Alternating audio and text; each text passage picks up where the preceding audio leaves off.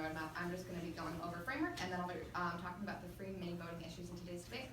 Are my opponents ready? Yeah. Partner ready? Yep. Judges ready? Cool.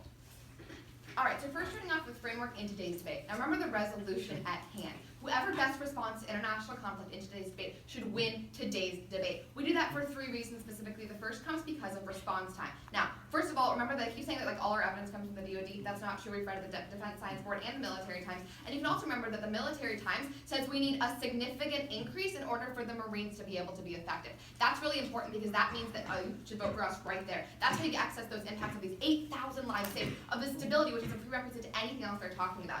Second, talking about efficiency. There's a lot to address here as well. First of all, what's the most important evidence we read here was our Samuelson evidence. This says that even in this magical world where we can eliminate all government waste, you're still not going to be able to see enough funding for the government to do, for the Department of Defense to do what we say it needs to do. That's really important because they can't access all of our benefits just because they cut waste. Additionally, you're not going to cut waste. It's a systematic issue. That's like a problem in general.